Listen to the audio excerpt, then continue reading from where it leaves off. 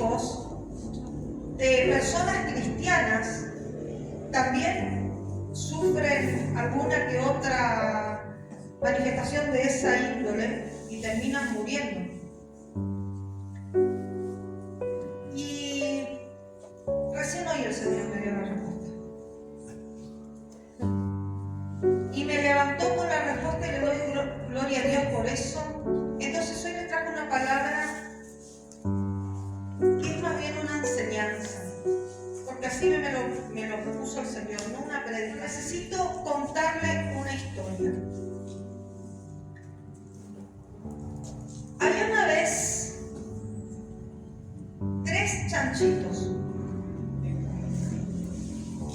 y un lobo. Y los chanchitos se pusieron a construir sus casas.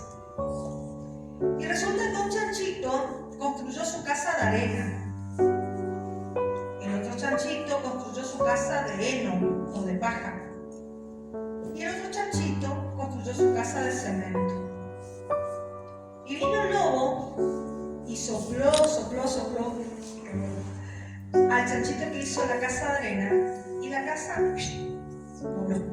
O sea, tipo viento sonda, voló. Después fue a la casa del chanchito que construyó su casa de paja y sopló, veía paja por todos lados. Y después se fue a la casa de aquel que construyó su casa de cemento y sopló, pero la casa no se cayó. Entonces yo quiero que hoy vayamos a la Biblia.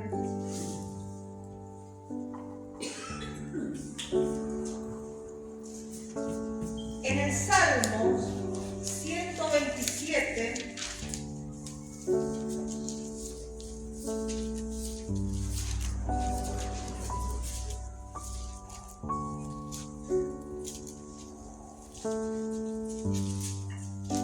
Salmo 127,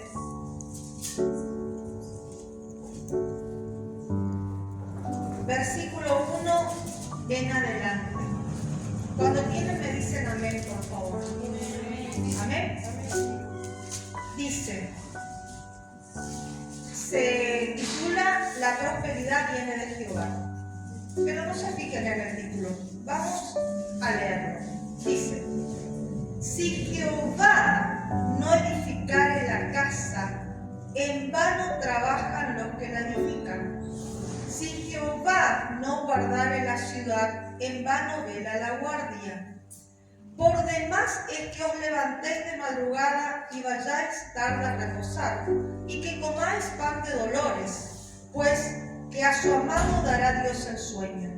He aquí, herencia de Jehová son los hijos, cosa de estima el fruto del vientre, como saetas en mano del valiente, así son los hijos ávidos en la juventud. Bienaventurado el hombre que llenó su aljaba de ellos, no será avergonzado cuando hablare con los enemigos en la puerta. Y el Señor me despierta con esta palabra y me dice, aquí tienen la respuesta del por qué muchos adolescentes, hijos de personas que están dentro de la iglesia, también sufren alguna que otra manifestaciones de esta índole. Y ustedes saben que a mí me gusta leer mucho. Entonces empecé a buscar qué significa en vano. En vano significa es inútil. O sea, no tiene necesidad. O sea que yo cambiaría y pondría y te diría, si Jehová no edifica tu casa, inútil que estás trabajando para edificarla. ¿Me permiten el cambio? Si bien la palabra dice que no podemos cambiar, pero me permiten el cambio. En vano. Entonces me puse tipo arquitecta, ¿vieron? Y estuve averiguando cómo se construye una casa. Y el Google me respondió de esta manera. Los 7 pasos para construir una casa. Primero, debemos comprar y estudiar el terreno. Segundo, hay que diseñar y proyectar con un profesional, un arquitecto. Tercero, hay que sacar las licencias que nos habiliten la construcción. Cuarto, debemos obtener una financiación hipotecaria, dice. Después tenemos que construir la vivienda, después tenemos que certificar y después ya tenemos la casa hecha. Esos serían los pasos legales como para poder construir una vivienda. Pero específicamente para hacer la casa debemos primero, obtener el terreno y limpiarla. Debemos limpiar el terreno, porque no podemos edificar en un terreno con roca, no podemos edificar en un terreno lleno de pasto o en un terreno que pasa un arroyo. Debemos sacar toda la suciedad que hay en ese terreno. Después debemos cimentarla. El simiente, hermanos, según lo que yo leí, es lo que permite que la casa no se derrumbe, que no venga viento sonda, que no venga el lobo feroz, que no vengan los problemas y la derrumbe. Después tenemos que construir, y cuando estamos construyendo tenemos que ver qué material vamos a usar, tenemos que hacer las conexiones de luz, las conexiones de gas, y todo lo que lleva para qué, para que podamos tener la casa.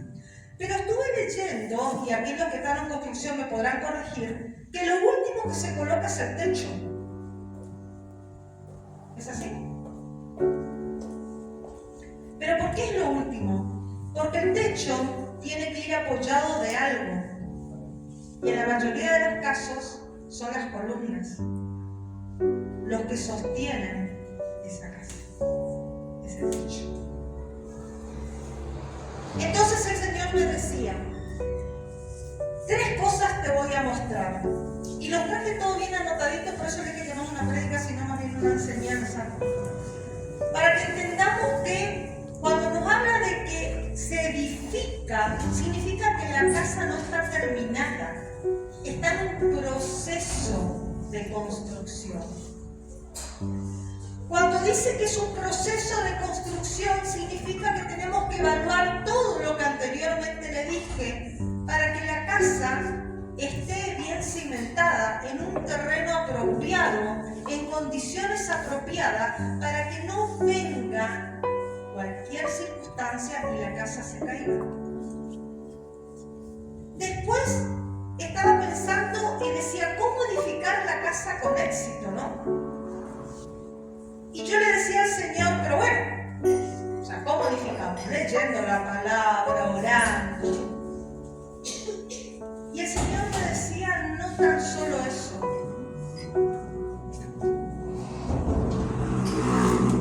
Y me traía a memoria nuevamente el caso de este chico, o muchacho, no sé el término que usan ustedes la Mendoza, y de aquellos que también han perecido siendo hijos de personas que van a la iglesia o que están dentro de la iglesia. Y verdaderamente me traspasó la palabra de hoy, porque yo ya no tengo hijos adolescentes, tengo uno que está entrando en la pubertad. Y yo decía, Dios mío, ¿no? ¿Cuántos padres estamos dentro de la iglesia y no sabemos edificar una casa? Y yo le decía, Señor, ¿y esta palabra específicamente para quién es? ¿Para quién es? Entonces Él me dice, te voy a mostrar 3 pasos. Y acá traje. El primero podríamos decir que se refiere a los hijos. Si vamos específicamente al versículo 3 al 5, dice así: He aquí, herencia de Jehová son los hijos. Cosa de estima el fruto del vientre. Como saetas en mano del valiente, así son los hijos ávidos en la juventud. Bienaventurado el hombre que llenó su aljaba de ellos, no será avergonzado. Por Dios.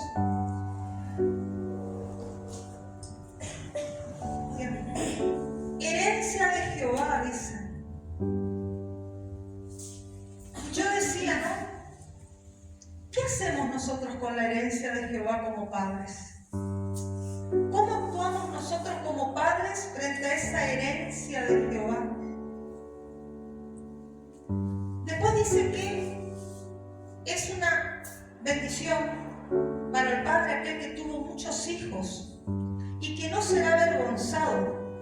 Ahora yo también me preguntaba y digo, ¿qué padre no es avergonzado por los hijos? Aquel que verdaderamente le crió conforme a la roca, conforme a la palabra. Aquel que verdaderamente construyó esa casa sobre una simiente sólida. Y le decía yo al Señor, ¿no? Pero ¿qué pasa con aquellos que están dentro de la iglesia que tal vez la mujer viene, el hombre no, o al revés, el hombre viene y la mujer no? Y el Señor me respondía de esta manera.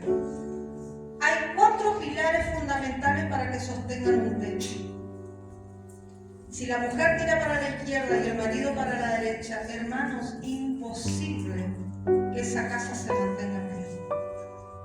Es imposible poner el techo sobre solamente 2 columnas. Pero me está faltando otras 2. Y he aquí que las otras 2 columnas es la llenura del Espíritu Santo y la guía de Dios por sobre todas las cosas. Y ahí armamos las 4 columnas que sostienen ese techo. Entonces yo le decía al Señor, primero no se reconoce, ¿no? Porque yo siempre digo que la palabra primeramente es para uno, en este caso para mí, porque venía orando por una respuesta, porque no me gusta hablar y no saber las cosas, tengo mucha vergüenza al respecto, y necesitaba la respuesta de parte de Dios. Y entendí que en la familia de este muchacho y en muchas familias cristianas no están esos 4 pilares.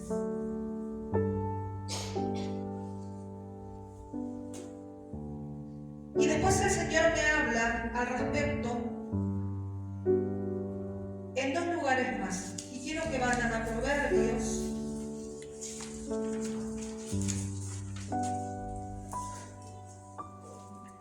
Proverbios 6, capítulo 6, versículo 20 al 22. Y dice, Proverbios 6, 20 al 22. Y dice, guarda, hijo mío, el mandamiento de tu padre, y no dejes la enseñanza de tu madre. Átalos siempre en tu corazón, enlázalos a tu cuello. Te guiarán cuando andes, cuando duermas te guardarán. Hablarán contigo cuando despiertes. Guarda, hijo mío. Entonces yo le decía, o sea, Señor, que una de las patitas también están los hijos. Y el Señor me decía sí. Y me hablaba de la desobediencia. ¿Cuántas veces nosotros, por amor, o por un amor erróneo, por un amor equivocado, somos permisivos ante nuestros hijos y distorsionamos la palabra porque hasta le queremos hablar dulcemente para que no se ofendan, para que no se enojen? Cuando hay un mandamiento también donde le dice a los hijos que deben guardar la palabra de instrucción del padre y de la madre. O sea que no es tan solo los padres, sino que también son los hijos. Entonces yo pensaba, ¿no? Y decía, ¿cuántas veces nosotros le decimos a nuestros hijos, no hagas esto, no vayas allá, fíjate cómo te comportás, o fíjate lo que haces? Mi papá lo hacía conmigo. Yo siempre le cuento al pastor, y yo decía, qué otra. Y ni le digo lo que pensaba. Y hoy con 55 años siempre le digo al pastor y a la pastora que si yo lo hubiera escuchado a mi padre, ¿cuántas cosas me hubiera librado? Entonces, o sea, no solamente es una bendición para los padres tener una familia arraigada en la roca, construida con simientes sobre la roca, sino también es una bendición para los hijos, porque fíjense que termina este versículo diciendo, te guiarán cuando andes, cuando duermas te guardarán, hablarán contigo cuando despiertes. O sea que el consejo de los padres, la guía de los hermanos, va a caer en saco roto. A la larga, a la ancha, en algún momento nos vamos a acordar. O por bueno o por malo, pero le aseguro que nos vamos a acordar. Entonces yo me acordaba que la madre de este chico decía: yo le dejé ir porque el padre no quería que él vaya allá con los otros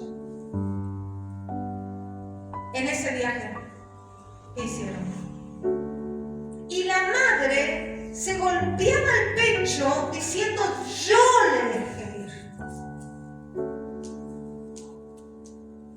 Entonces, ¿hasta dónde nosotros como padres estamos preparados con la guía del Espíritu Santo para criar a nuestros hijos? ¿Hasta dónde nosotros como padres entendimos que el Señor nos entregó por heredad, pero que en definitiva es herencia de quién dice la palabra?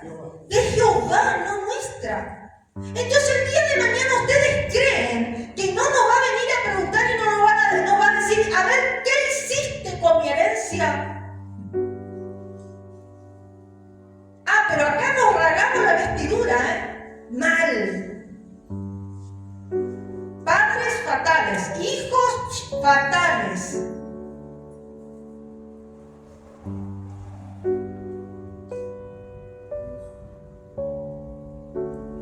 Qué triste ver cuando se ríen así. Es horrible. Proverbios capítulo 3, versículo del 1 al 3. Proverbios capítulo 3, versículo. Dice: hijo mío, no te olvides de mi ley, y tu corazón guarde mis mandamientos, porque largura de días y años de vida y paz te aumentarán. Nunca se aparten de ti la misericordia y la verdad. Átalas a tu cuello, escríbelas en la tabla de tu corazón. Nosotros no vivimos en el tiempo de la ley, vivimos en el tiempo de la gracia, pero como gracia tenemos dos mandamientos. Y dentro del amor al prójimo está el honrar al padre y a la madre.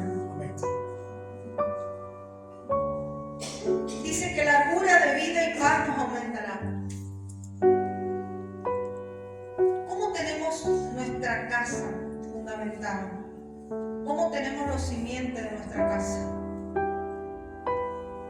¿Cómo queremos criar a esa herencia de Jehová? ¿Bajo qué mandamiento? ¿Bajo qué formación? Mis hermanos, si es por los jóvenes, ellos hoy no estarían acá sentados. Pero depende de nosotros. En la reunión de líderes me cansé de decir que los límites y los roles bien definidos dentro de una familia es el secreto para que la familia mínimamente, también obviamente con la guía del Señor, pueda llegar a buen fruto. El padre es padre, la madre es madre, y los hijos son hijos. Estamos en una sociedad donde el hijo padre, madre, grita más, exige más, y niega a morar más, todo lo que hace. Y estamos en una sociedad donde el padre no tiene autoridad alguna, pero alguna. Porque el hijo pegó 2 portazos, 3 zapateadas y se terminó el padre. Y ni vamos a hablar de la madre, que está en ese estado de permisividad porque quiere que la hija o hijo haga todo aquello que no pudo hacer y cree que está bien. Herencia de Jehová, dice. Y entonces le pregunto al Señor y le digo: pero ¿y cómo? ¿Cómo hay que hacer? Y el Señor me dijo: primero edificar tu casa. Si yo no edifico mi casa, no puedo edificar ni una otra más. Si yo primeramente no estoy edificado en la roca, menos aún puedo edificar a la herencia de Jehová. La casa somos nosotros en el ámbito espiritual. Y también se refiere a nuestra edificación. Si el hombre no está bien formado como sacerdote del hogar, jamás va a poder llevar adelante una casa.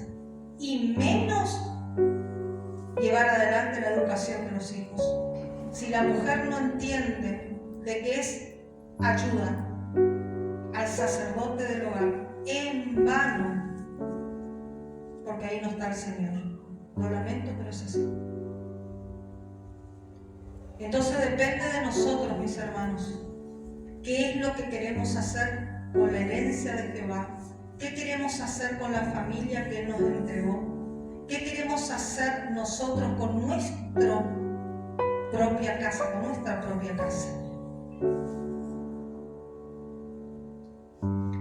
Y lo peor viene ahora. Si pensaron que eso era feo. Me dice el Señor, no puede haber en absoluto una vida espiritual si el Señor no está en el pensamiento y en las decisiones de los miembros de la casa. Y yo me acordé de mi papá de nuevo. Mi papá me manda un mensajito y me dice, hola Polaca, ¿cómo estás? ¿Oraste?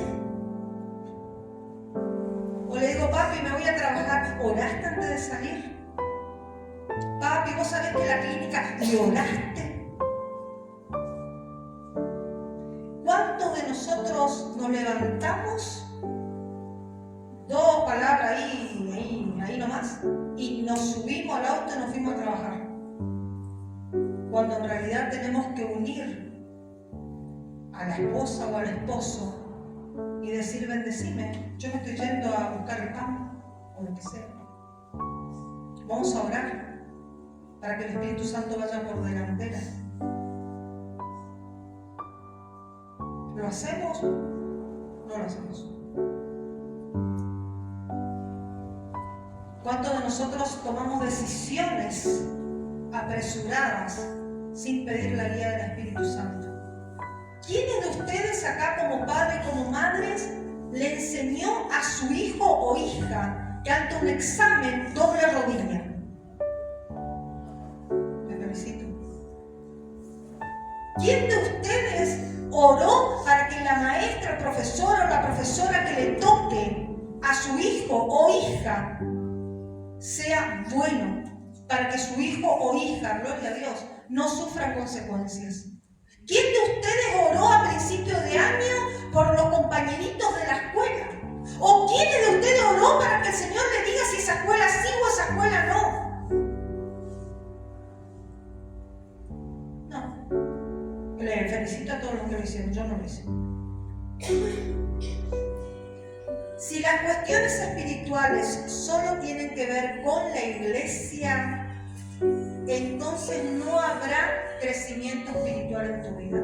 Y antes que malinterpreten, le voy a explicar. Muchos de nosotros venimos a la iglesia a buscar del Señor, pero el resto de los días de la semana, lo que menos hacemos es buscar del Señor. O sea, muchos de nosotros venimos los miércoles y los domingos a buscar del Señor. ¿Y saben qué es lo triste de todo esto? Que se nota, porque la iglesia parece un témpano de hielo. Se nota cuando una persona tuvo una intimidad con el Señor antes de venir a la iglesia.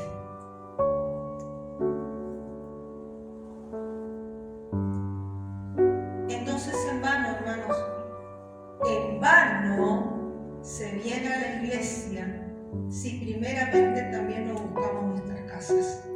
En vano. Y ahora le quiero leer específicamente lo que el Señor me dio y quiero que escuchen bien.